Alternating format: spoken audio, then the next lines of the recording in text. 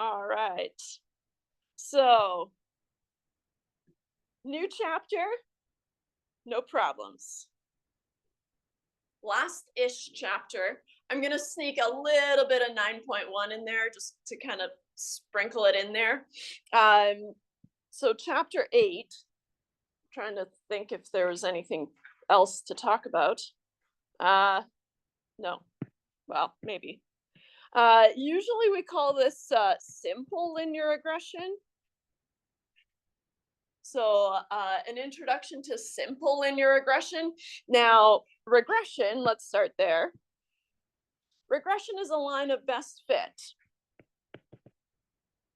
Line of best fit, right, which you've probably done. I remember in, I don't know, I think it was chemistry, something in high school, and we made a scatter plot. We drew it by hand, and then we took the ruler and we just drew a line.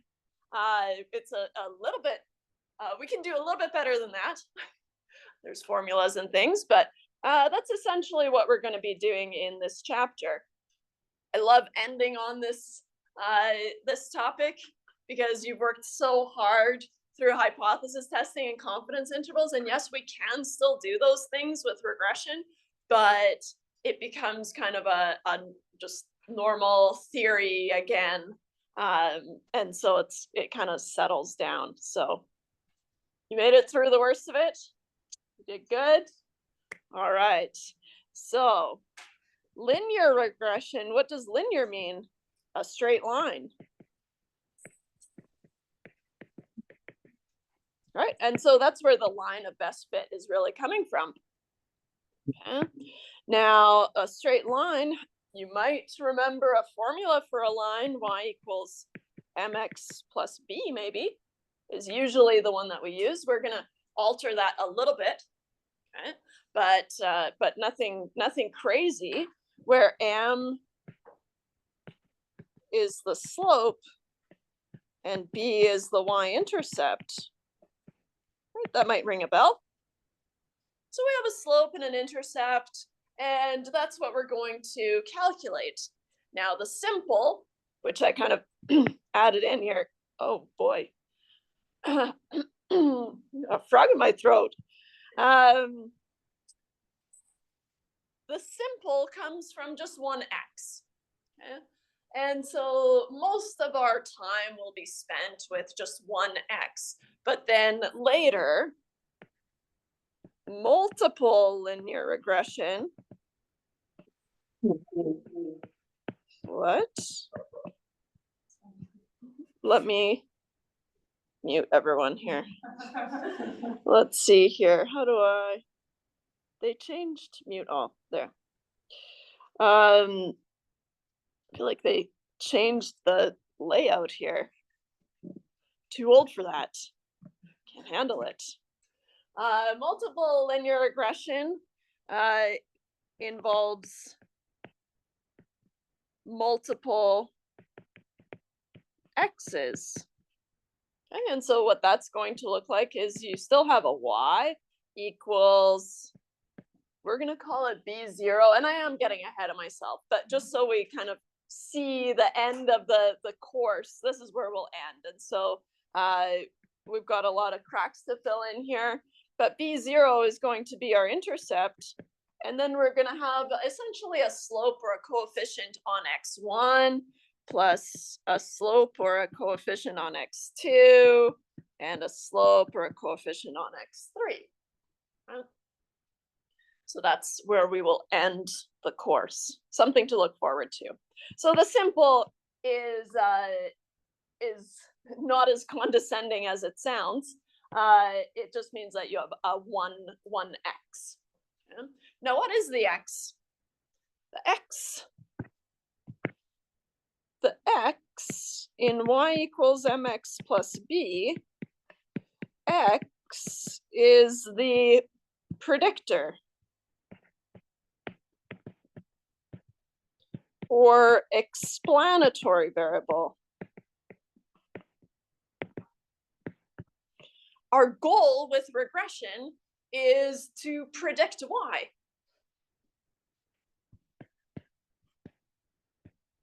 our goal with regression is to predict y. So, and y, from way back in chapter 1, I want to say, right? Y is, we call it the response variable, right? We want to predict a response. And so y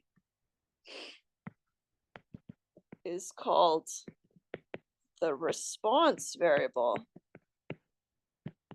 right? It's the variable that we're interested in our studies, right? And that's why we want to be able to predict it, right? Think about house prices, for example. If you know how many bedrooms there are, the square footage, the age of the home or whatever, then you can predict the price, right? You can predict the price of that home. Notice that I put in more than one explanatory variable, right? Number of bedrooms, the size of the home, what else did I say? The age of the home, right? And so that would be multiple regression, right? And so that's why we want to just touch on it. But we're going to say, okay, can I predict the price from just one thing? Maybe the size of the home, right? Something like that. Okay. Any questions about that? New terminology, but kind of concepts that we are probably familiar with. So we're going to quantify the relationship between two numerical variables. That's where we're going to start. And when we say modeling, really what we're doing is we're building this regression line. Okay. And so modeling is kind of a fancy way of building a regression line, right? A line of best fit. When we model stuff, we're trying to predict things, right? And so that's what modeling is. We're going to be modeling numerical response variables, and we'll be able to use a numerical or a categorical explanatory variable. Okay? But the key is our methods we can only have numerical values for our y, right? And so here, y must be numerical. We can predict categorical variables using logistic regression is one of the main things, but that is, as we love to say, beyond the scope of this course. So you can take a second course, find out, or just know it exists. But most of the time, we're trying to predict a numerical variable, and so then regression or linear regression is going to work. But we will be able to have numerical or categorical explanatory variables, right? Values of x. X can be either numerical or categorical.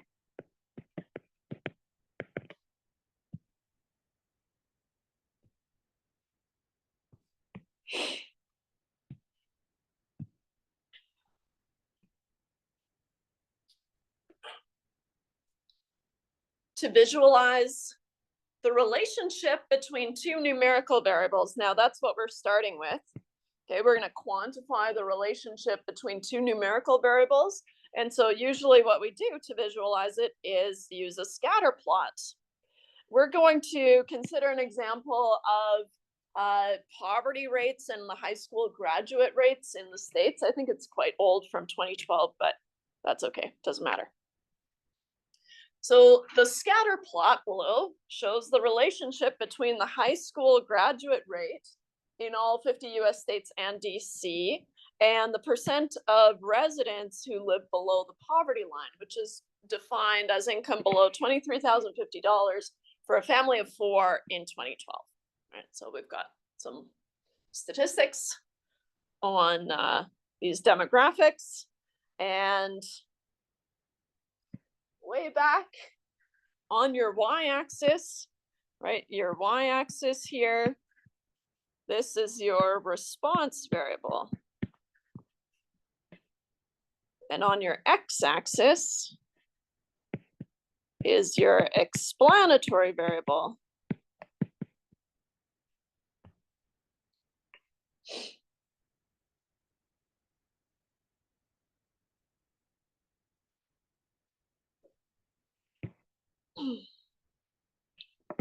So we can say what the response and the explanatory variables are, right? And so what does this mean? It means that eventually we're going to try to predict, right? Because we're trying to predict the value of y, we're going to use, or predict the percentage in poverty if we know the percentage of high school graduates, okay, in a state. Okay? And so we see that, okay, it's likely going to be a negative relationship, right? In fact, to describe a relationship fully, we need to talk about three things. Is it linear or nonlinear? And so we're just going to make that classification, right? Because we are only able to model linear relationships in this course. And so it has to be linear, right? And so it's either linear or nonlinear, and nonlinear, you can't do anything about it. And so here I'll say to describe, where can I put this? I guess I'll add a whole page. Oh, I need ruler. To describe the relationship shown in a scatter plot,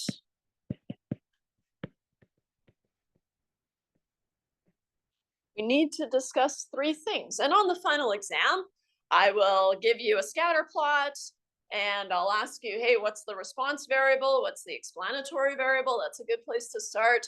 And then describe the relationship. Aha. It's almost like we're working through all the final exam questions. We are. Because that's the only new thing that's on the final exam, right? That you haven't been tested on already. To describe the relationship, we need to discuss three things. One, is it linear or nonlinear? For us, it has to be linear, but you have to say it's linear. Right? If you look at this and don't be too picky, right? Could a straight line reasonably model this relationship? So when I look at this here, I don't see anything but a straight line here, right? In fact, I might go something like this, right? Kind of everything's roughly in that kind of tunnel. And so that looks like a straight line to me.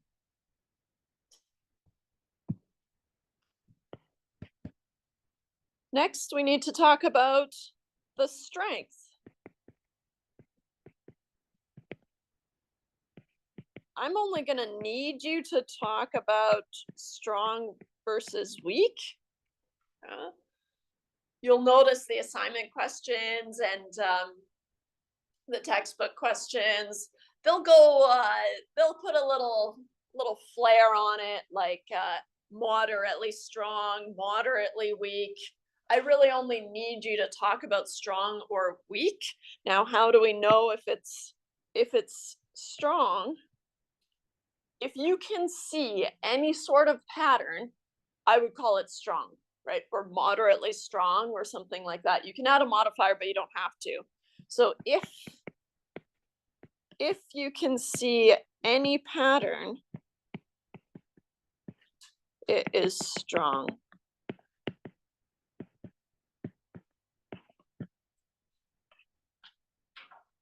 Yeah. So here, I can see this pattern here, right? I was able to draw these lines, and it's the overall kind of behavior of this relationship, right? And so that's why I feel comfortable excluding those, but generally everything is kind of in these lines, right? So I see this pattern, and so I would call it strong. Okay? She's called it moderately strong. That's okay, a little fancy. And then the last thing we want to talk about is the direction of the relationship. Now, the direction of the relationship is either positive or negative.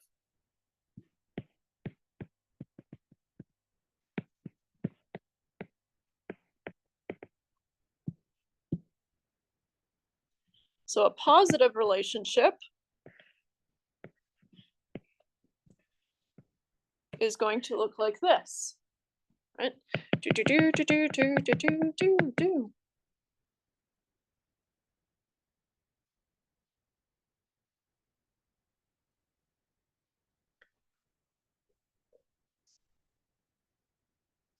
Positive means that X and Y are increasing together. I don't need you to remember that. I just need you to recognize that if it's going kind of up, then it's positive. And if it's going down,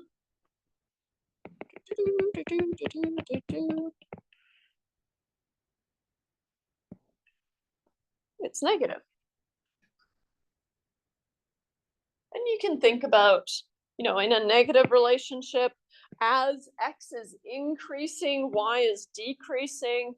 But that's that's hard to wrap your head around, I think, right? But you can kind of talk yourself into it, but not something that I expect you to describe on the final exam. But I do need you to be able to identify if it's positive or negative, right? Just by looking at it. So here, this is a negative relationship, right?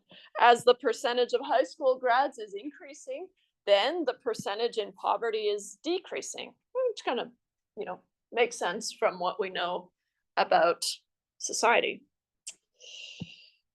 Womp womp. Okay.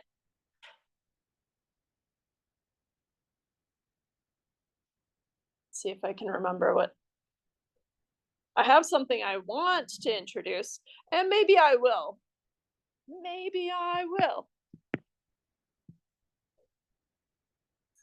Remember how when we looked at a histogram and we described the distribution, we had to talk about the shape, the center, and the spread, right? And then we said, okay, fine, we have these numerical measures of center and spread, the mean and the standard deviation, for example, right? And so now what we're going to have is we're going to introduce the correlation. What's fun about the correlation is I'm pretty sure, I think it's 2 L's, right? Correlation. 1 L? Correlation? Correlation? Correlation. 2 R's, 1 L. Weird. At least I spelled it right. Don't doubt yourself. Totally. Necessary? That one's hard to spell. Yeah, I don't know if I can spell that. I would just have to go for it. Necessary. Necessary middle school. Yeah, I think it's spelling it necessary. I don't know about that one. It wasn't until university that I got a handle on definitely. And it was from all my math classes. I was like, oh, definitely. Oh, okay. But we should just say it definitely. Anyways. People get sherbet wrong because everyone pronounces it wrong. Yeah, it's true. It took me too long for Wednesday. That was embarrassing. You can still sound it out though. Yeah. So correlation is one of those words that we've probably used in just regular language. But now we're going to attach kind of the definition of the correlation. Now, the correlation is a numerical measure. A numerical measure of the strength and direction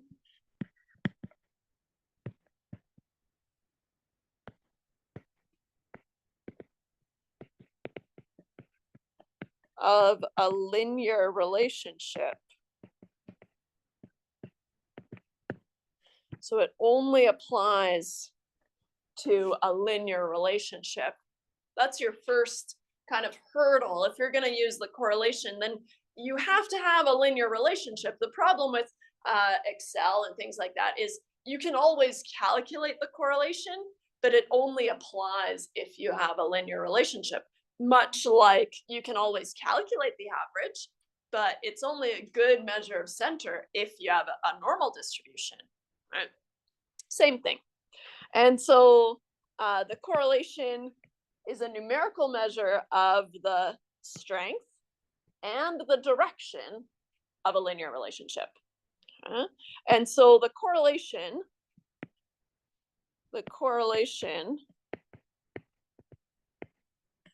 is denoted by a lowercase r, which you have to kind of go with it. There's 2 R's in there, so it's not too bad. Or the textbook uses a capital R. I understand why she wants to do that, but I was raised on a lowercase r and I just can't shake it. So we're going to use a lowercase r. But you can use them interchangeably. I'll know what you mean. I just can't get there. So the correlation is going to be a value between -1 and +1. So the correlation goes between -1 and +1. And then in the center, of course, we have 0.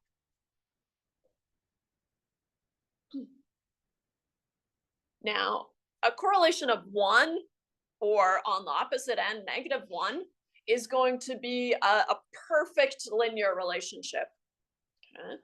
And as you might have already figured, it's going to be negative if you have a negative relationship, and it's going to be positive if you have a positive relationship. So that's kind of nice, right? Because it tells us the strength and the direction, right? And so the direction, negative or positive. Now, what does a perfectly negative relationship look like? It's going to look like this. All these points are going down and they're on exactly the same line, or they would be if I could draw perfectly. This is an R of -1 versus,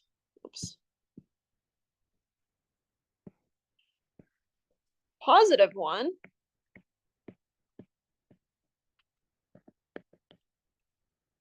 The correlation of +1 is a perfectly linear relationship, so they're all on the same line. An example of a perfect relationship is if you have a machine, right, and you give it some amount of materials and it just cranks out a product, right, reliably, there's no variation at all, right, then you'd have a perfect relationship. Okay? But most relationships are not perfect. Haha. And so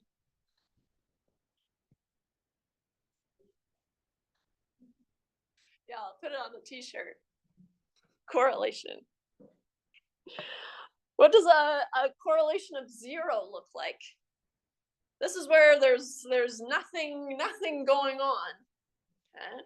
And the line is going to have a slope of 0. Wait, it went away. but it's just gonna be a cloud. There's nothing happening here.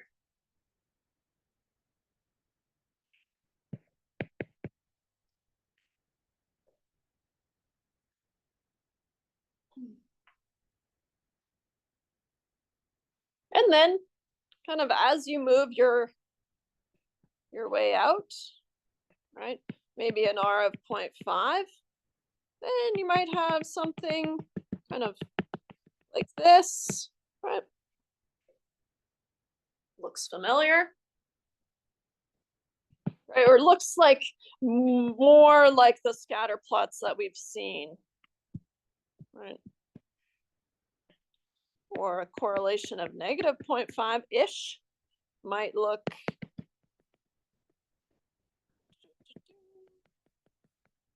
something like that.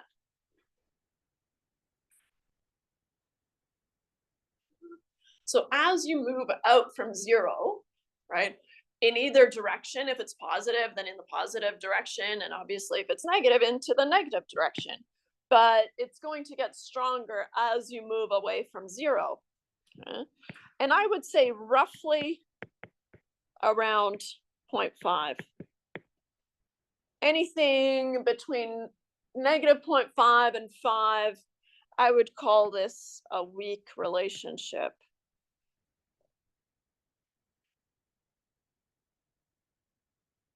I should have drawn it a little bit more lofty, but that's okay. And so here, I would call this a strong positive relationship, and I would call this a strong negative relationship. Okay. Now the 0.5, the negative 0.5, 0.5, that's just a rough guideline, just so you have something to check in with. But generally, if you see a pattern, you can call it strong or moderately strong. Okay. Nice.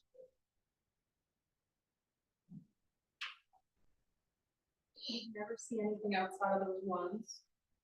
No, Doesn't exist. doesn't exist. Doesn't happen.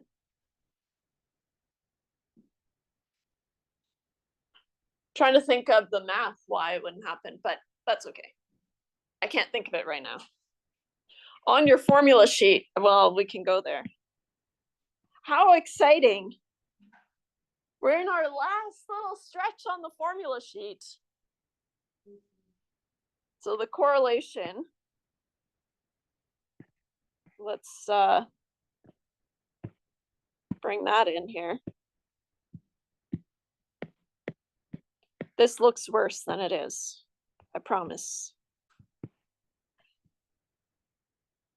The covariance, we're not gonna do it. We're gonna ignore it. It's good to know what it is. So the covariance is this SXY. And so S, remember, is the standard deviation, and this is the standard deviation of XY. And so, but that seems like a lot of work. And at the very worst case scenario, I would give you the covariance to be able to calculate the correlation. Okay. And so for us, well, I don't want you to scratch. Well, you can just ignore this. And you can ignore this too.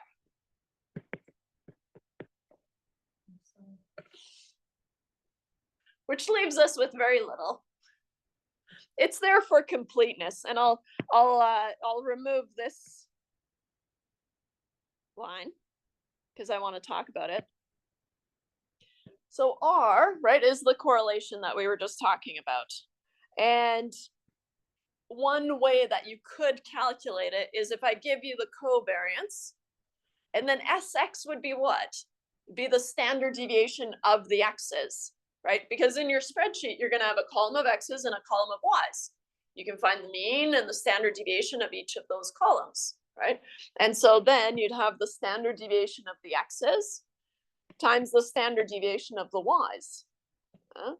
And Somewhere in here is the reason it's between -1 and 1. Who cares?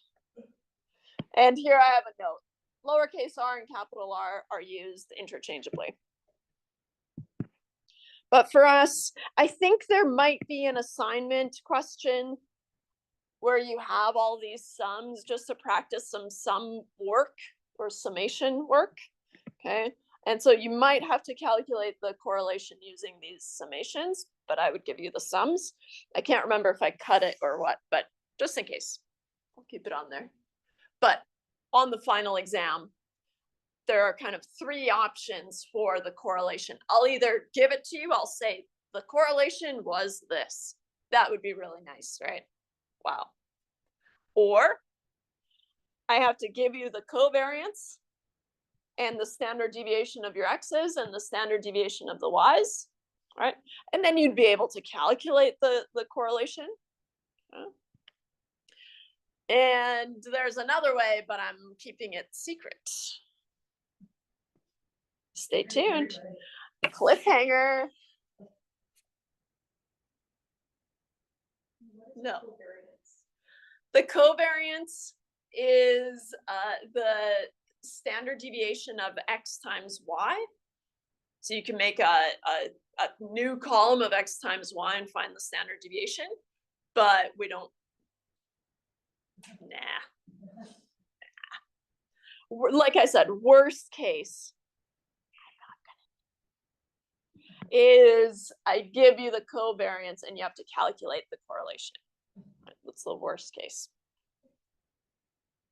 Then you just need to know that the covariance is SXY. Okay. Good. Look at us just chipping away at that formula sheet. There's only one section on the formula sheet left. Wow. Are you guys sad about it? Mad about it?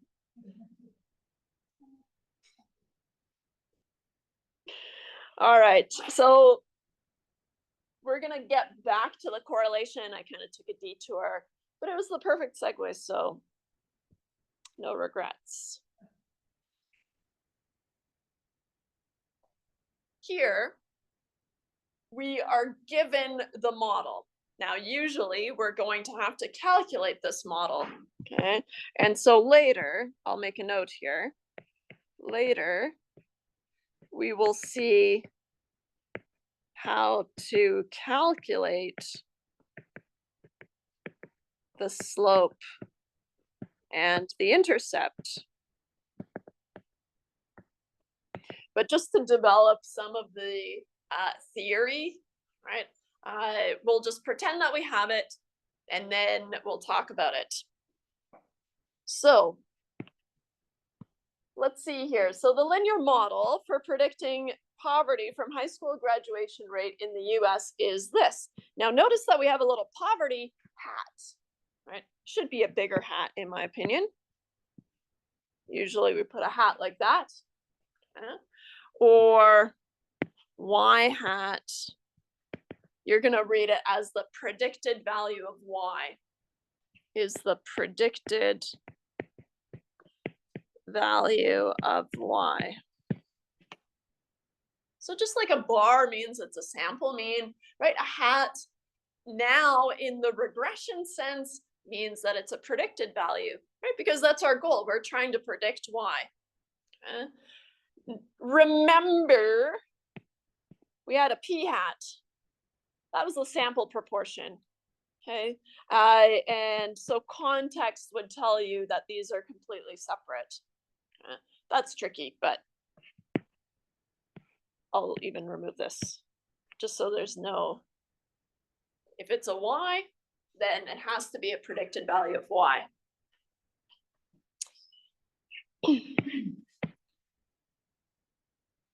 Whatever's attached to, let's go back to basics. Whatever is attached to, wait. Let's do, I'm going to copy this.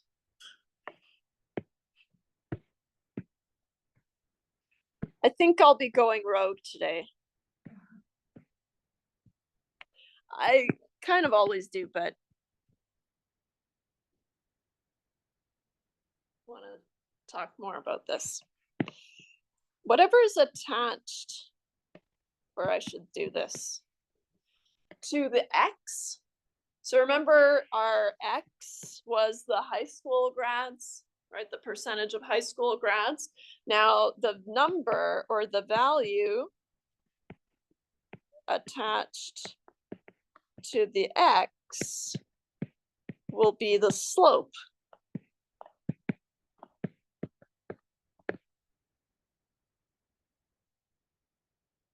So here, we're told that the slope here is negative 0.62. Negative, that's a good thing because we know the slope, rise over run. If we have a negative relationship, then we need to have a negative slope, right? And so that's good because when we describe the relationship, we said it was negative. So we would need a negative slope.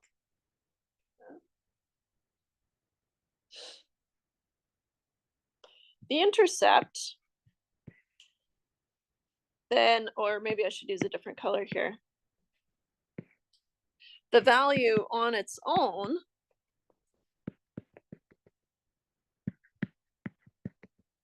is the y-intercept. And maybe I'll do this in light blue to match. Then the y-intercept, which I'll pretty quickly start just calling the intercept because we never talk about the x-intercept. And so if you just want to call it the intercept, that's okay. In this case is 64.78.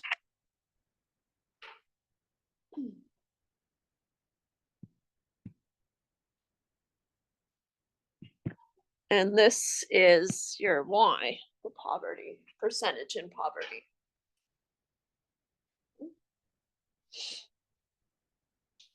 One of the things, we're just blowing through these final exam questions. Another thing, I will get you to calculate the slope and calculate the intercept, right? And so here we'll assume that we've already done that, right? But one of the things that I make you do is I make you interpret the slope and interpret the intercept, okay? And so let's talk about what those are next. And what you're gonna do to interpret these things is just take, sorry, shouldn't say just, you take the general interpretation and you apply it to the particular question and the numbers that you have. So the interpretation of the slope, oops.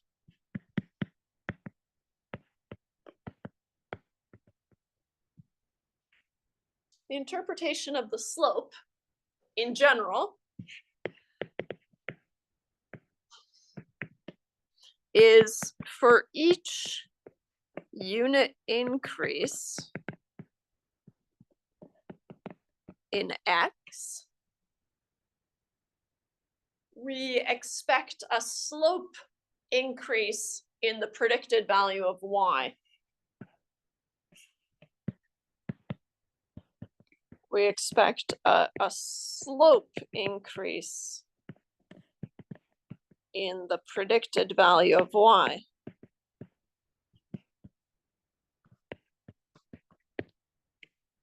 Now, if we go back to our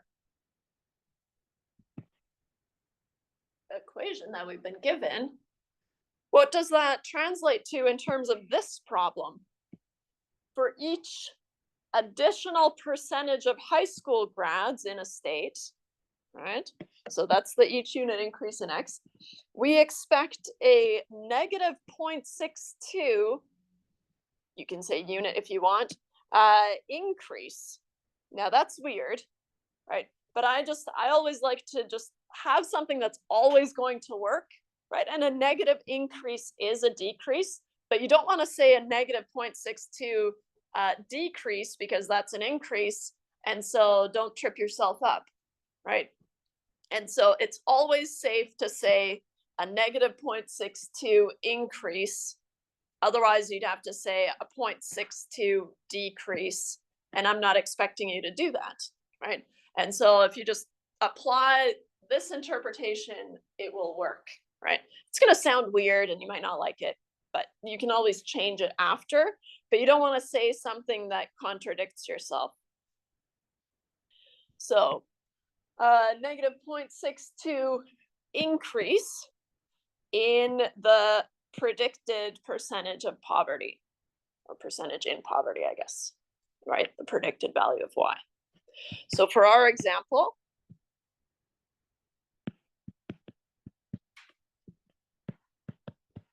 to interpret the slope, we would say for each unit, or you can say unit increase, I'll put it in brackets, increase each additional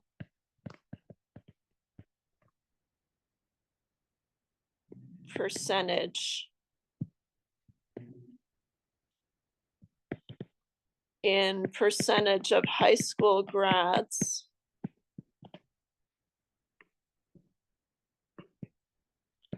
we expect a negative 0.62 increase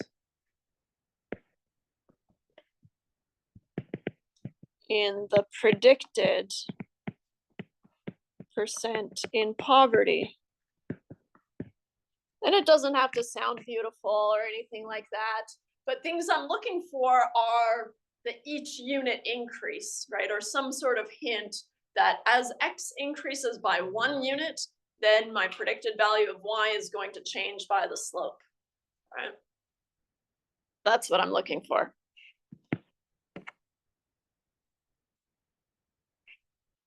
How about the intercept? The intercept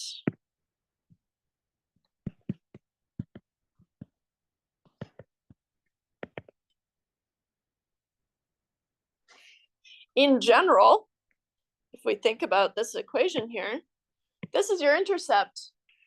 Think about what the y-intercept is. It's where it crosses the y-axis, right? At the y-axis, x is 0, right? And so if you let the percentage of high school grads be 0, right, then the predicted percentage in poverty is the y-intercept, right? And that's the interpretation of the intercept. It's the predicted value of y when x is 0, right? The intercept is the predicted value of y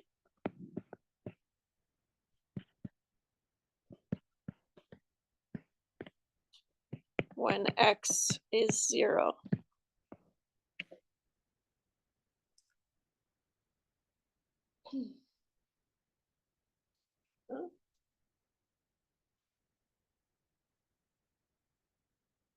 Now, lines are funny in the way that they just keep going to negative infinity and positive infinity. Okay? And so at some point, it will cross the y-axis, right? And so, but only some of those y-intercepts are useful to us, right? And so usually I have a follow-up question asking you, is it meaningful? Is the y-intercept meaningful? And so here, is it meaningful? What I'm really asking is, well, can x be 0, right? Or as long as you argue, yes, it's meaningful because when the percentage of high school grads is 0, then the predicted percentage in poverty would be 64.78, right? And then you could take it the other way. You could say, no, it's not meaningful because the percentage of high school grads will never be 0, right? Well, this is where you can just convince me. Just make the argument around x being 0, right? And I'll be happy either way. I'm not looking for, there's kind of a more obvious answer usually, right? Can the percentage of high school grads be 0? Not really. Assuming that there is still high school, otherwise we wouldn't measure the percentage of high school grads, right? And so you can kind of talk yourself into it if, well, maybe there's no high school, blah, blah, blah. Okay. Then the predicted percentage in poverty is 64.78, right? But your argument is centered around X being 0, right? Can it be 0 or no? If it is meaningful, is that negate the graph or the study? No, it's just an anchor for your line. And so it's just where the line happens to cross. But I'm kind of throwing a lot at you at the same time. It's called extrapolation. And so when we extrapolate, we build our line off of just a small range of the data. So it's only really meaningful in that stretch.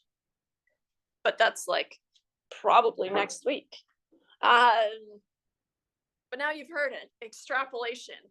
Usually on the final exam, people are like, oh, it's that word that I can't remember. Like, yeah, okay. I know. They mean extrapolation. For some reason, they can't remember it. But we'll get there. Is it meaningful? Can X be 0?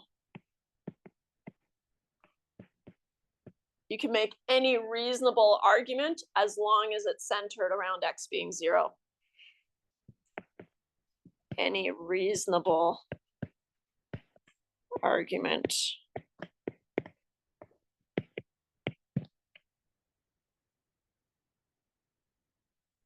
So for our example, for the intercept, how would I interpret it?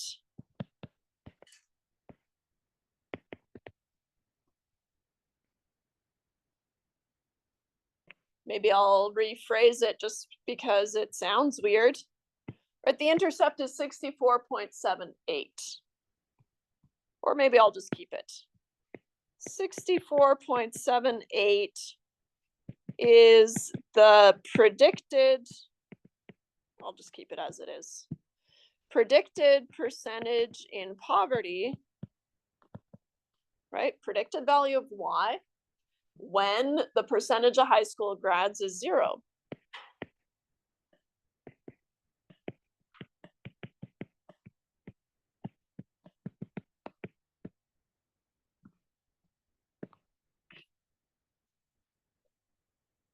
And then I would say this is not meaningful because the percentage of high school grads will never be 0.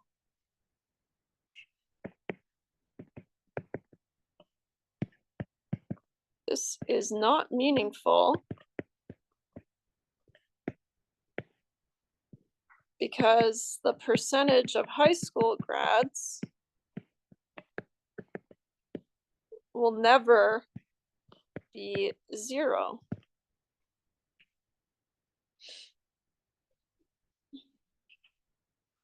Another thing that you could use to guide you, right? If you're thinking about, okay, is it meaningful or not? You can go back to the scatter plot way back here.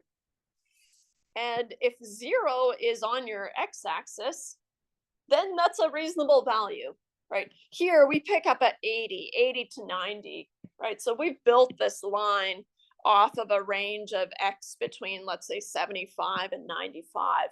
So then 0 is not part of it, right? And so that's what makes me say that it's not meaningful because it's not going to happen.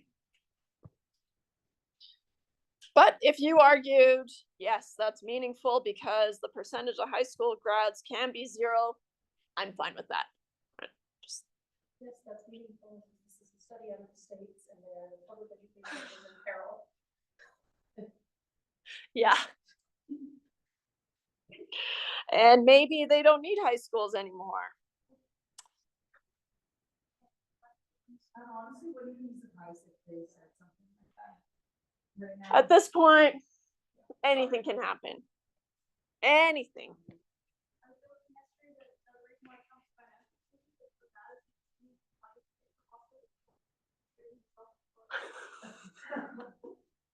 I read that health actually had liposuctions, Oh. and I'm like, when and where? Because that is not Everyone correct. exercise because it uses too much energy.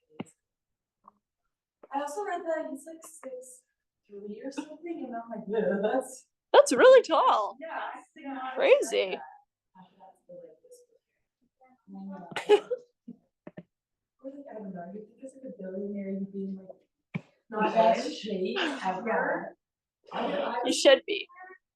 I'd be skinny queen and not, and have the best tan ever. Yeah.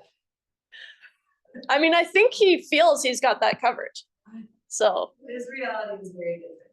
Yeah. Yes. all right. I'm so sorry. Let's go back to using this regression line. The high school graduate rate in Georgia is 85.1%. What poverty level does the model predict for this state? Okay, and so now this is the predicted value of y, right? And so if we have the predicted percentage in poverty is 64.78 minus 0.62 times the percentage of high school grads. And if you're curious about the units, right, usually percentages, we convert them to decimals. But if I go to here, the units here are in percentages, and so we just keep them percentages, right? And so we don't need to do that conversion. Just that's a little bit different from how we've been working with proportions, right? So you just want to match the units. And so what we do, make sure you do your bed mass properly, right? 0.62 times 85.1, and then take that away from 64.78, and you're going to have a predicted percentage in poverty of 12.018%. Okay. And if we go to our graph, if I had to just kind of blindly draw a line here, I would probably draw it somewhere like that. And we had 85.1, so roughly here. There's a better graph, but then this gives me the predicted value. Okay, so my line's a little bit off because it should be around 12, but that's what we're doing when we make those predictions. Okay. There's a better graph, so I'm going to erase this because it's kind of misleading because I didn't draw it very well. Good thing there's software for that. Okay. But this is the predicted, predicted percentage in poverty in Georgia.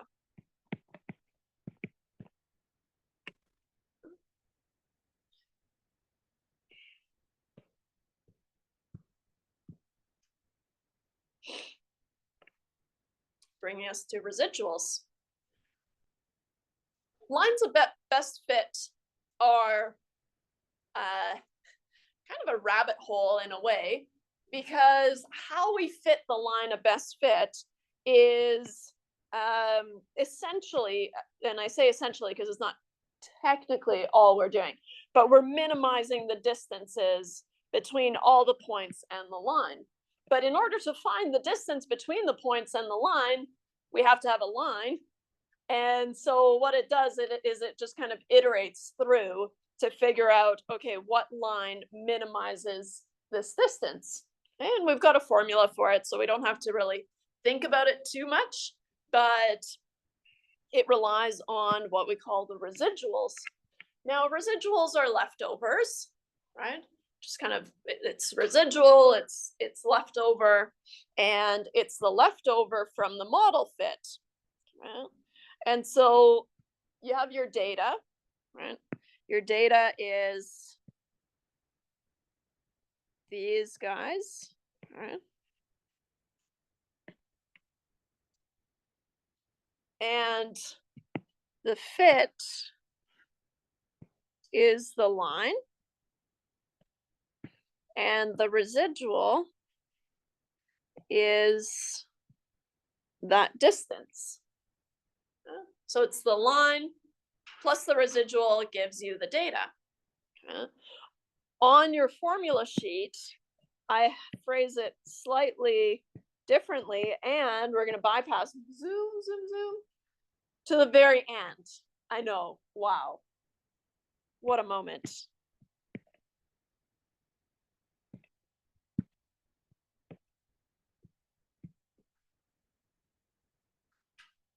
I'll put it here. So on your formula sheet, we take it another direction. We say that the residual is going to be your observed y minus your predicted value of y. Okay. And so here, your residual, we're going to denote it by E for error, okay, which is your y minus your y hat. Right? The observed value of y minus the predicted value of y. Right? And that's how you're going to find these distances. Right? The residual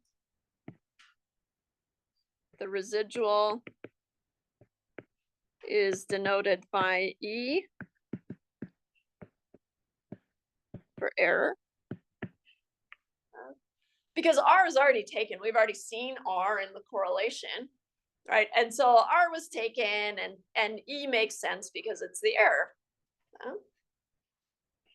And so the residual, right, this distance here is going to be your observed value of y, right? Somewhere there. Minus your predicted value of y at that same value of x. I didn't draw a very straight line, but that's okay. So at the same value of x, you can find the observed and the predicted value of y's. And that's going to be your residual. Now, of course, if your predicted value is above your points, you're going to have negative residuals. And if it's above, then you have positive residuals. And so, but together, the way the line of best fit works is they add up to 0. So that's kind of nice. And neat.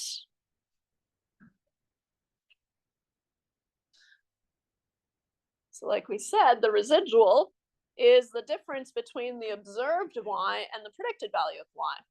Okay? And we have these little subscript i's because each observation is going to have a residual. Okay? I'll make a note of that. Each observation will have a residual.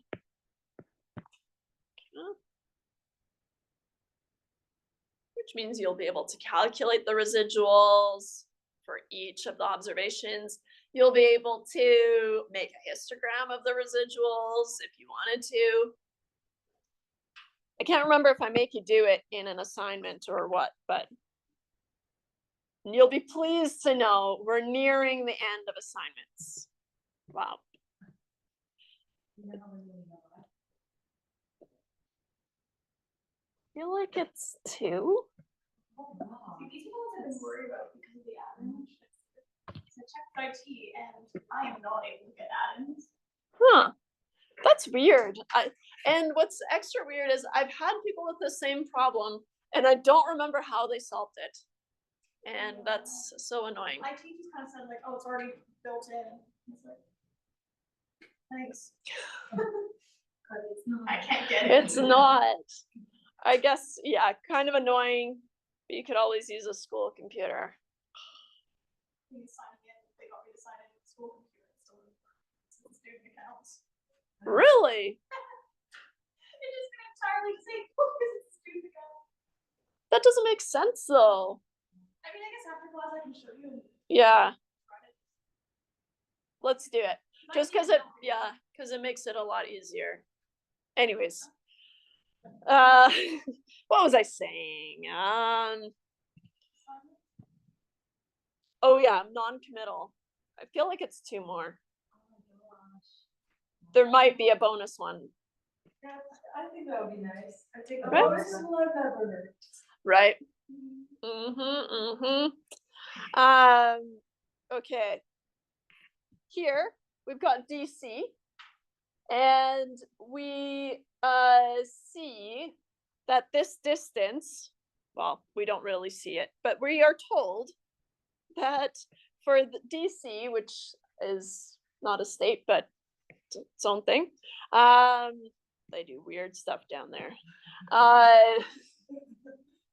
We have the percentage in poverty is quite a bit higher than predicted, right? This is the predicted percentage in poverty, and this is the observed or the actual percentage in poverty with a difference of 5.44, right?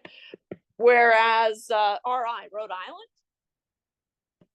sure, Rhode Island, right? We have an observed percentage in poverty of around 10, but we would have predicted it to be around 14, 15-ish, right? And so then we have a negative residual. And so the percentage living in poverty in DC is 5.44% more than predicted, and opposite for Rhode Island, where it's 4.16% less than predicted, right? So our predictions are never going to be bang on, right? But we're talking about the overall relationship, right? That's what we're modeling. Aha. Well, we already talked about correlation, but it doesn't hurt to introduce it again. So the correlation describes the strength of the linear association between 2 variables, right? And again, it has to be linear, otherwise it's not going to apply. It takes values between -1 and +1, and because we've already kind of visualized it and looked at it, I think that's okay. And a value of 0 indicates no linear association. You know?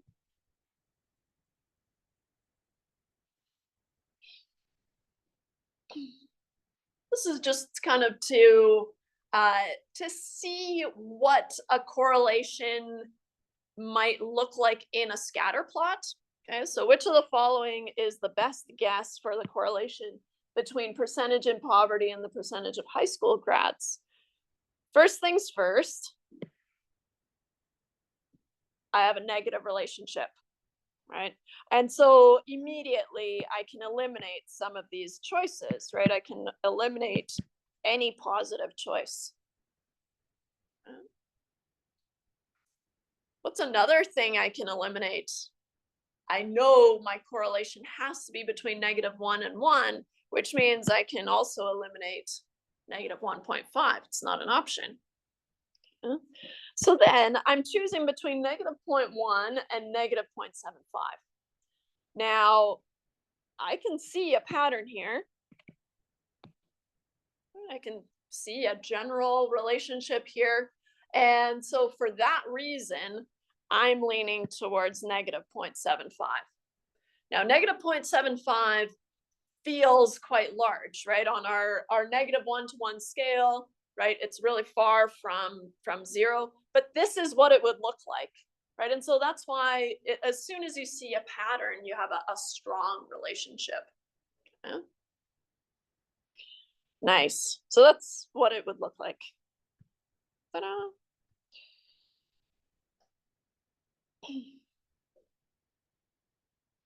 Let's do it again. This is the percentage in poverty. Oh, the percentage in poverty versus the percentage of female householder no husband present. Well, how are they going to do it?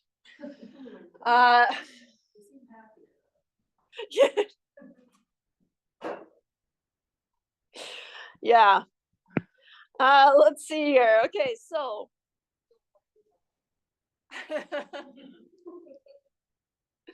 no husband, no problems.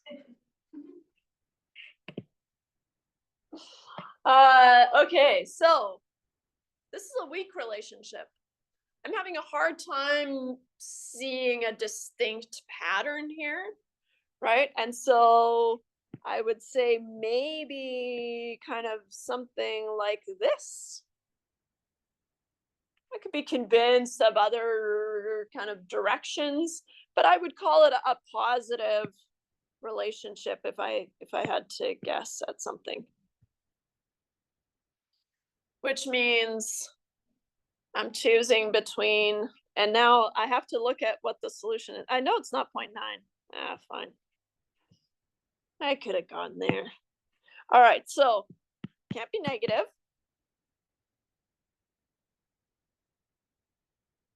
As we said, it looks sort of positive. Okay. I know it's not 0.9 because I really struggled to see that pattern. All right. So I'm choosing between 0.5 and 1, which is why I had to look ahead and see that it was 0.5.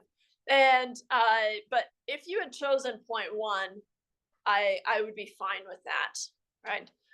I was able to eventually get to this pattern, and so for that reason, I'll choose 0.5. But I would be kind of okay with 0.1 because it was kind of hard to see. If I remove these. Right, you could have said, oh, it looks kind of like, I don't know, like here. Not really. I like my first one better. Right. But that would be 0.1. Or something like that. But that's hard to see.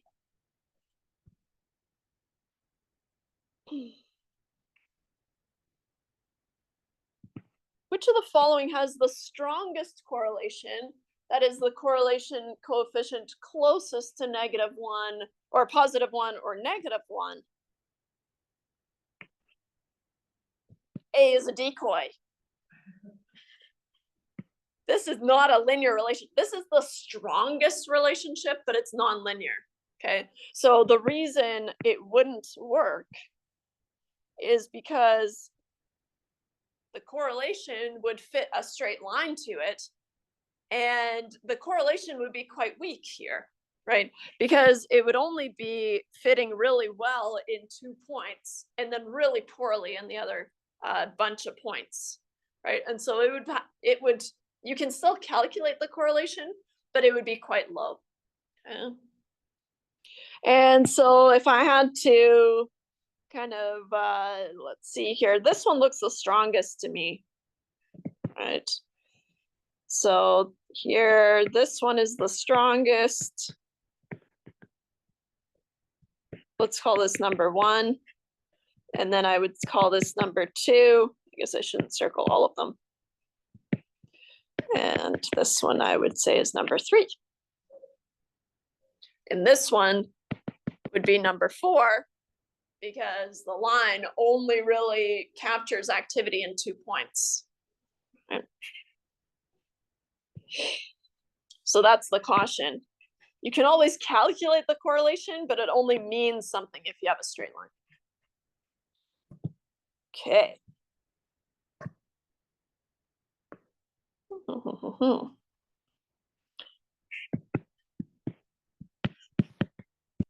7.2. I forgot to label the first slide. It's okay. How am I doing? Is that right? I feel like I blabbed forever, which is Slightly off because it should, I think the hour hand should be aligned to 11, but it's slightly off. right. I guess it's, I guess we're still 45 minutes away, but yeah, it just looks weird to me. Yeah, I think it's just slightly unaligned. I don't know. Roughly. What time is it anyway? Pardon? This is 8.2? Hmm. Oh, you know what? 8.2. Thank you. That would have been confusing. Yeah, wait, I was confused, I was like, wait. Like, but yeah, Several things are wrong here. The clock, the number. we're in a time warp. It is a Friday. And our second to last Friday. Oh my gosh. But it's summertime, so can't be too sad. It's summertime.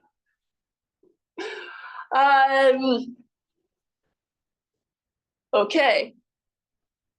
So we saw a line, right? We saw the slope and the intercept. We already interpreted it, and we're gonna get some more practice with that. But now we're gonna talk about, well, how do we build this regression line? Okay. And I'm just gonna bring in from our formula sheet and buckle up. It's the last little bit of the formula sheet. Then we've talked about all of it. Isn't that crazy? I want you to think about the moment that I handed out the formula sheet, and you probably felt like, oh my gosh, do I need to drop this course? No. I know, now we know what it means. We've stepped through all of it. Well, we're about to have stepped through all of it. Nice. Okay, so on our formula sheet, we have the equation. Now, we said, okay, a line in general, you might recall, is something like y equals mx plus b.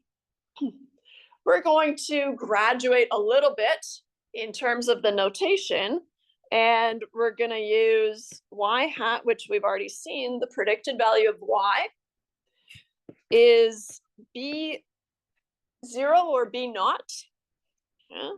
That's going to be your y-intercept, plus b1x,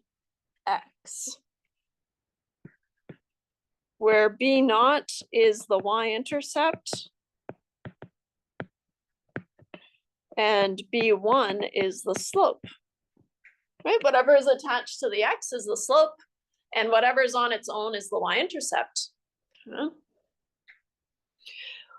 In regression, we use b's because just like in our x bar, well, x bar is our best guess at mu, our p hat is our best guess at p. For our regression lines, there is a population relationship which uses betas, okay? And so from betas, we go to b's. That's all. But if you are comfortable with this, you can also be comfortable with this, right? Whatever is attached to the x is the slope. In fact, I even tell you with slope b1, and then I give you the formula for the slope. Let me zoom in here. It requires the correlation. And that's how we're going to get, if it's a negative relationship, then the correlation will be negative, right? And that's how we get a negative slope. Okay. And it requires the standard deviation of your y's, bless you, divided by the standard deviation of your x's. Okay. And so that means I need to give you those three things, right? Or if you're working in Excel in an assignment, you can calculate all those three things. And then the y-intercept. Now, the reason we have to calculate, I set them up in this order, is because we have to calculate the slope first, and then we can use it to find the intercept, right? We need to know what the slope is to find the intercept. To find the intercept, right, and y-intercept b naught or b0 is the slope that you found times the mean of your x's subtracted from the mean of your y's. Yeah. And so for regression questions,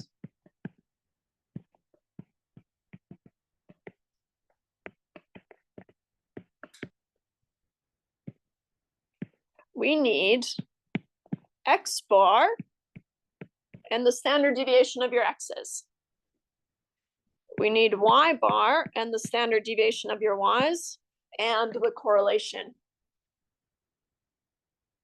5 things. Okay. Which is why it's so important to be able to pick out, okay, from, if I give you a scatter plot, that's the nicest way for me to do it, is what's your x variable and what's your y variable, right? So if I give you the mean percentage of high school grads with a standard deviation of something, right, then you know that that's X bar and SX. And the mean percentage in poverty is this with a standard deviation of whatever and a correlation of negative 0.75, let's say, right? Then you can put all those things together and calculate the slope and calculate the intercept. Huh?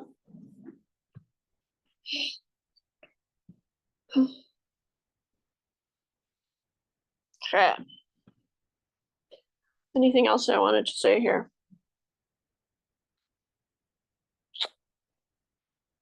No. Once you have your intercept and your slope, you can put them into your regression equation, and then we have that equation that that we were given earlier.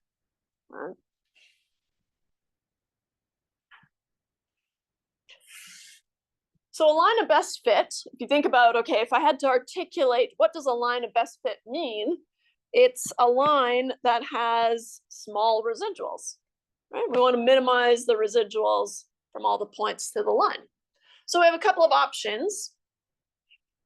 You could minimize the sum of the magnitudes, so the absolute values of the residuals. That is not the option that we use. We use the least squares method, where we minimize the sum of the squared residuals. Right? Take each residual and we square it, and then we find the line that creates the minimum sum. And so it's the most commonly used method, probably because it's easier to compute by hand. That's old school, right? But we're kind of stuck with that now, and using software. And it has this benefit, which we've seen before. We saw it when we calculate the standard deviation, right? Then we square values because a residual that's twice as large is usually more than twice as bad, right? If you have a residual of one squared is one, but then if you increase it by one, right? So now you have a residual of two squared is four, right? So you're really penalized for that additional length in your residual. That's not for us to worry about, but that's there, I said it. That's the hand wavy stuff.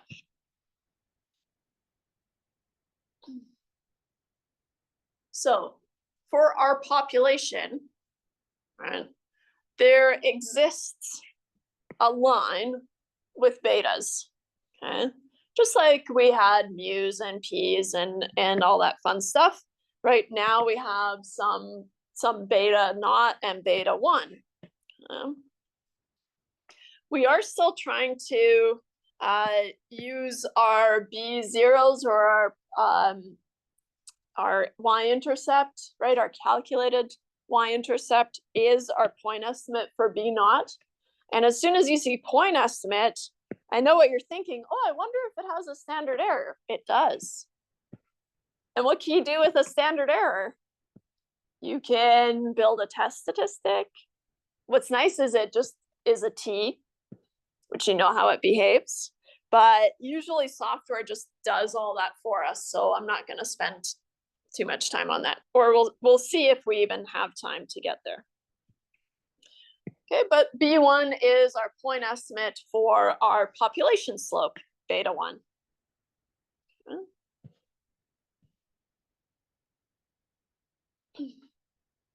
We have some conditions for the least squares line. We are not really going to spend a lot of time. I'm not going to make you check the conditions on the final exam or anything like that. It's more of an assignment question. But some conditions for the least squares line is, well, number one is linearity, right? I have to have a straight line relationship, which is the only one that I really care about, right? That we've already talked about. I have to have a straight line in order to model it with a straight line. Nearly normal residuals. We said that each observation is going to have a residual. So if I make a histogram of the residuals, it should look nearly normal. We're just going to assume that's true. And so here since each observation will have a residual. And in Excel, if you do a regression analysis, there's an extra box you can check and ask it to give you the residuals, and it'll just generate them for you. So since each observation will have a residual, we can make a histogram of the residuals.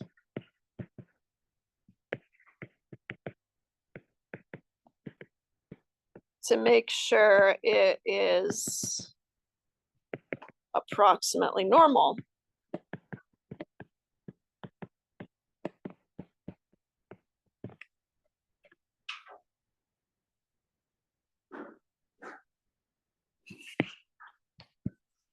The constant variability is referring to a situation that might look like this. Well, let's start with constant variability.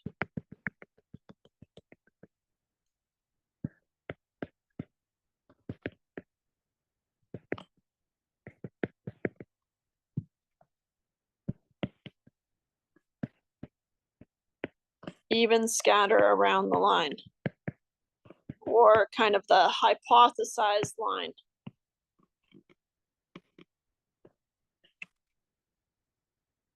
This means that the line is doing the same reliable job throughout all the values of X, versus if you have non-constant variability,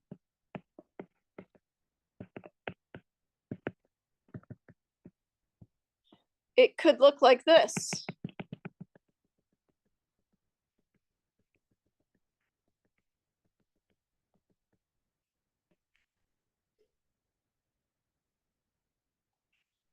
Usually some sort of funnel shape, right? A funnel shape, right? Or just uneven scatter.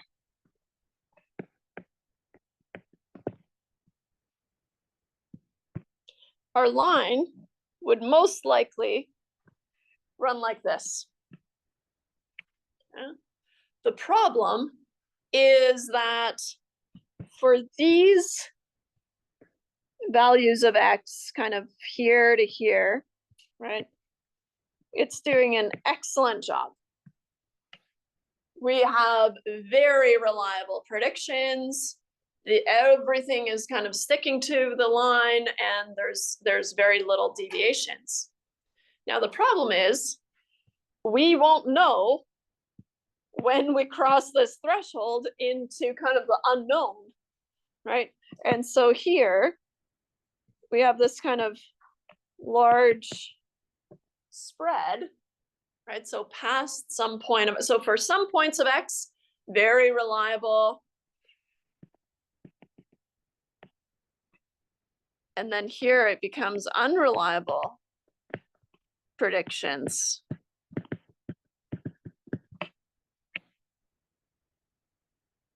Right? All of a sudden we're using the same line, but I have these unreliable predictions.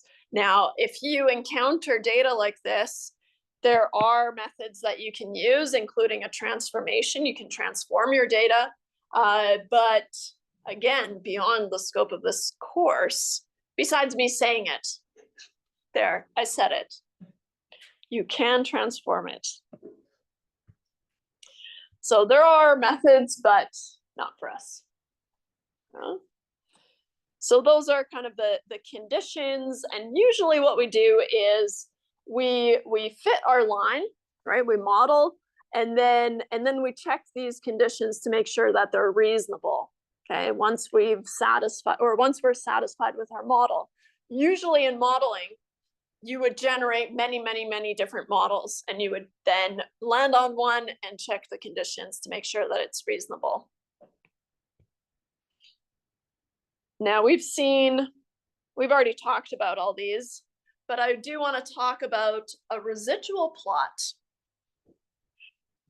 A residual plot is these guys down here.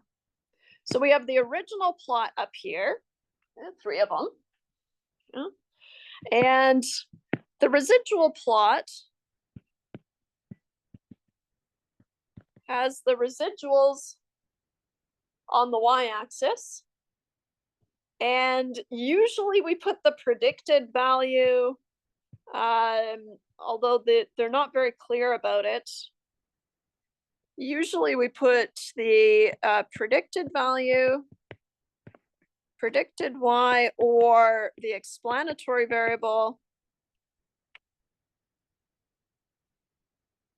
Kind of unclear. And there are a lot of different residual plots, so that's why I'm not committing to either. I think she's got the predicted values. This looks linear, looks like I have constant variance, right? And what was the second one? Nearly normal residuals. Well, nearly normal residuals is if we have random scatter around 0. Oops.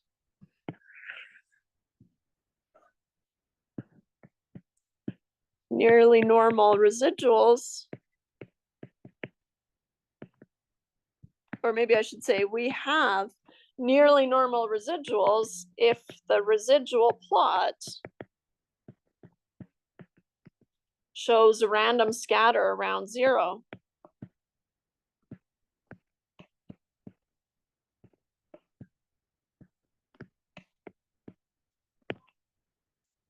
The reason we use residual plots is more obvious in the second graph. So here, this is our original scatter plot, and we suspect that it might not be quite linear. I would still go ahead and fit this with a straight line. I know, bad. But what we see in our residual plot, right, it's just magnified a little bit, right? And so then it just makes it easier to see what's going on around the line, right? And that's all it's doing. This is supposed to show non-constant variance. I wouldn't be concerned about something like this, but it's supposed to look like non-constant variance. So it just kind of magnifies what's going on in the original plot.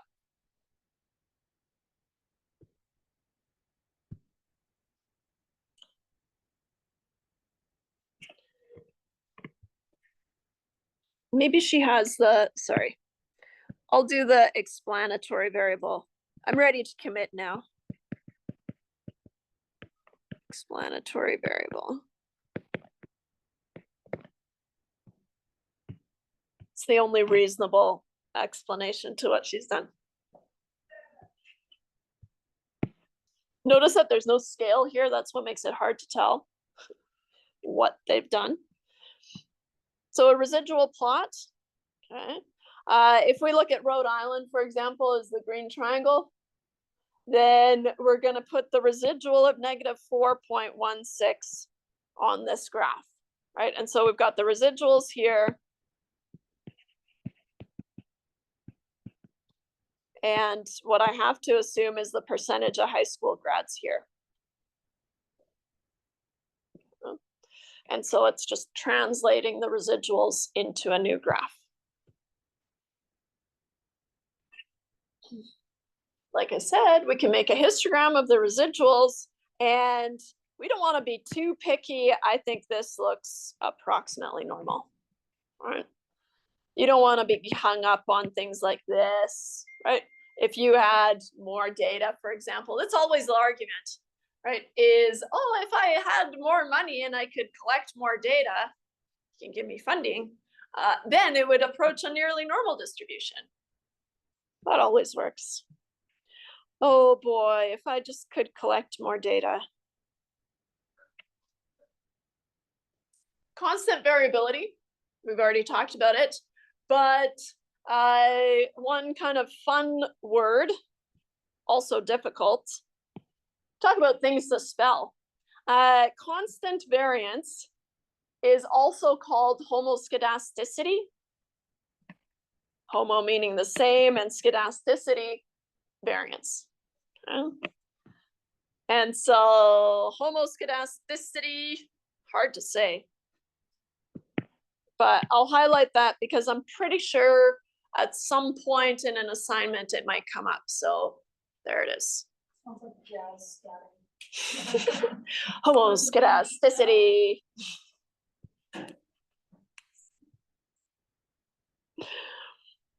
What condition is this linear model obviously violating? I'm going to go with linear relationship. Nice.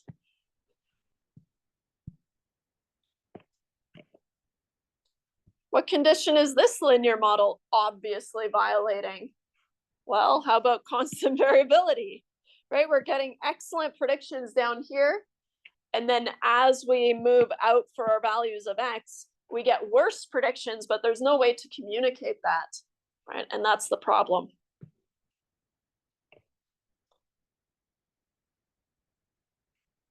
Okay.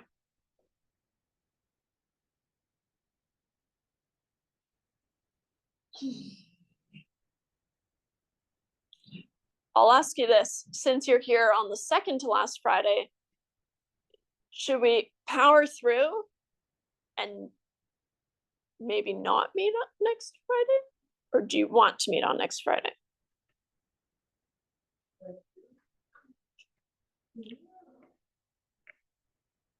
I'm easy. Let's power through and see what happens. Okay. I feel like you guys deserve it. But it's also the last day, so it's like kind of fun. So happy either way. Last semester we just did pajama day, like, and then played basically a trivia game with the course contents. That is fun. It I'm was sociology though. Yeah. I feel like we should do something fun. Shouldn't we? Not sure. Wow, it's a lot of pressure. Yeah. Yeah. Yeah. Choose your own adventure, right? Yeah. All right.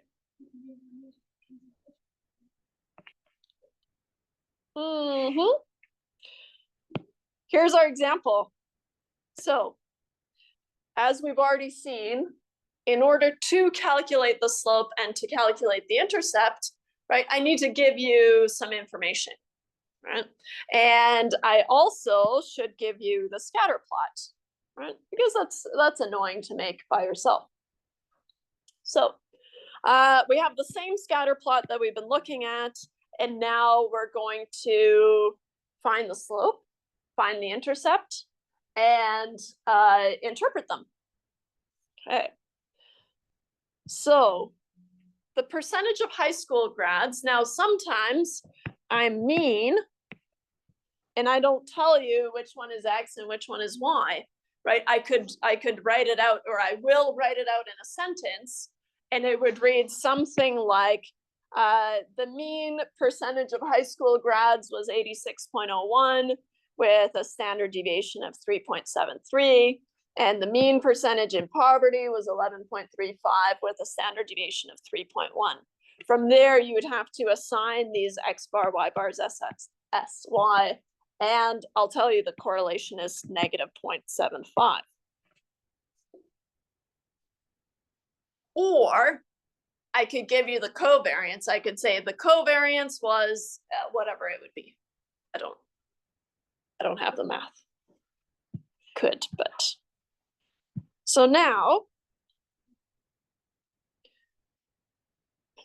we're going to calculate the slope. And so for us, I have the slope, or maybe I'll grab it from our formula sheet. All right. So we have the least squares regression line here, and then I even tell you with the slope of this. Now, what's important is that you have identified your SY and SX right? Because if you have sy is 2, for example, and sx is 1, 2 over 1 is quite different from 1 over 2. So you don't want to mess those up, right? You want to be really careful. Now, what I will say is on the final exam, whatever you tell me your slope is, as long as you follow through with that, interpret it, use it to find the intercept, right? Keep going with it, whatever you find, right? That's fine. You'll lose marks for the slope, but not for the rest of it, right? So just tell me my slope is this, right? And then just follow through with that. Even if you forget how to calculate it, just tell me what a slope is, right? Or pick a slope, tell me what you're gonna use. So I have a lowercase r on the formula sheet. She has a capital R, she's moved it to the other side, but it's just multiplication, so it doesn't matter. So here, maybe I'll do it up here so we have the information. So the slope is negative 0.75 times sy, which is 3.1, over sx, which is 3.73. Now, in this case, these are very similar. And so you're going to get similar results if you mix them up, and that's not always going to be the case. So I get 3.1 divided by 3.73, 3 times negative 0.75. I get a slope of negative 0.6233243968. Let's round that to, well, I guess she used 2 decimal places in the example. So should we do that?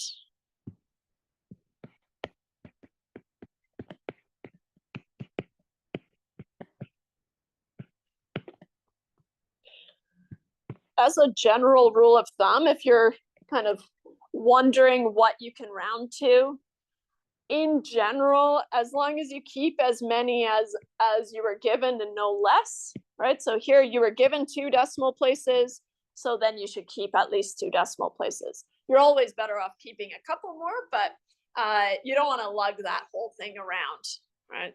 You can if you store it, but let's use negative 0.62. That's familiar from way back when we were told what the regression equation was, right? And now that we have the slope, we can calculate the intercept.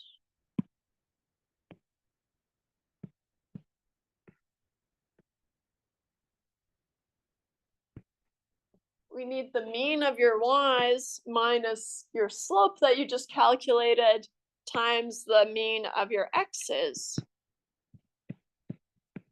B0 is 11.35 minus negative 0.62 times 86.01.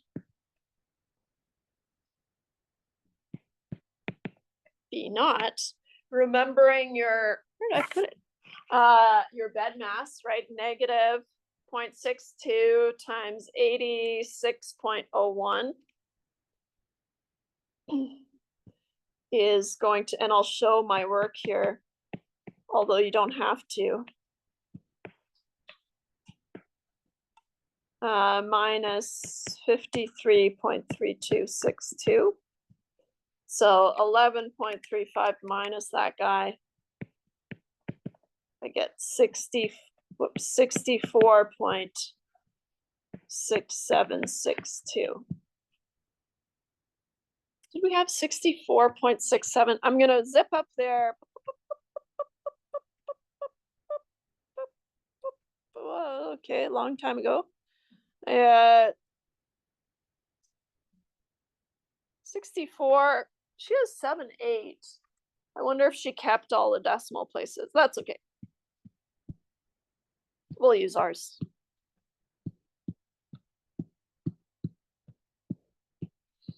Sometimes she's sloppy with decimal places and sometimes she keeps them all and there's no way of knowing. So B0, let's keep 2 decimal places, 64.68. 2 decimal places.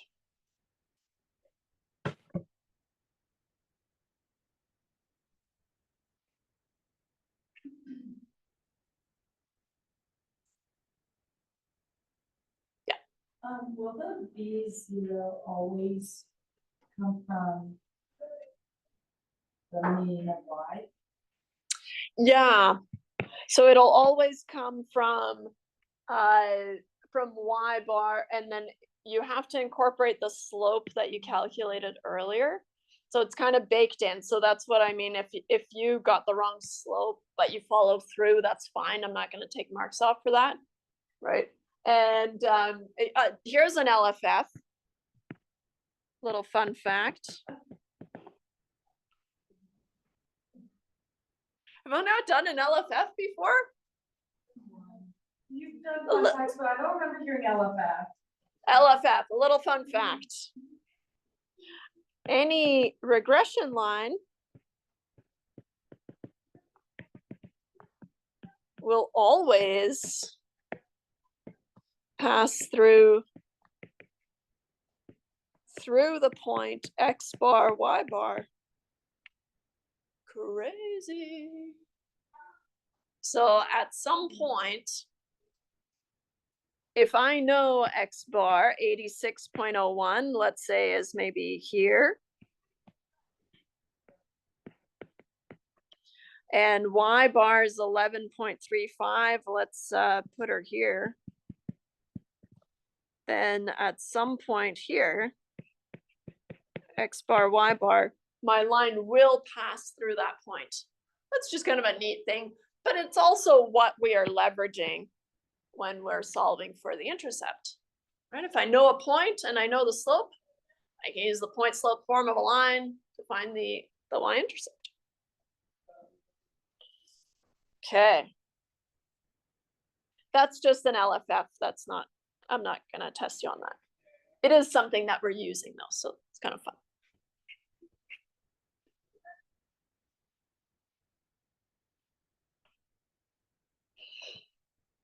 We already saw the interpretation of the slope, right? And we already interpreted it. It's another one. For each additional percentage point in high school graduate rate, we would expect the percentage living in poverty to be lower on average by 0.62 points. So they've reworked it, right? Whereas I would just say a negative 0.62 unit increase, right? Negative increase. But if you want to get fancy with it, you're allowed to, right? But you don't have to. The intercept is where the regression line intersects the y-axis. So where x is equal to 0 over here. Now, the calculation of the intercept uses the fact that the regression line always passes through x bar, y bar, which is what we just said. And we've already calculated the intercept and found that, okay, when x is 0, my line crosses at 64.68. Which is not the same as what she had, but this is the same we got, so that's cool. Right, but also notice that we built this line on this range of our data. Right? So it's important to recognize that, okay, lines keep going to negative infinity, positive infinity. There's no reason for them to stop. But we only get reliable estimates from this range of x, right? And so we only get, or we will only get reliable estimates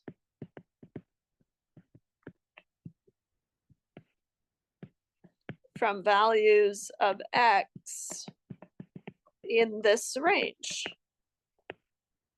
And kind of confusing because if you remember the range, the domain and range, domain is for X and range is for Y, but I mean it in the kind of broader sense of this range of values. For my final point, because we've already done it, which of the following is the correct interpretation of the intercept? You can read through all of these, but man, that's annoying. So, and because we've already done it, states with no high school graduates, okay, so implying that X is 0, are expected on average to have 64.68% of residents living below the poverty line, right? Has to have this reference to X equals 0. That's important.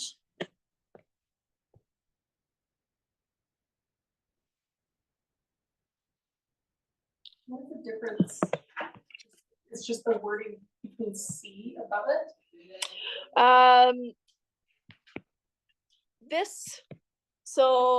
Having no high school graduates leads to 64.68% of residents. We can't say this because this is causation. Now, the only way to establish causation is through an experiment, and this wasn't an experiment. Yeah, can only be from an experiment.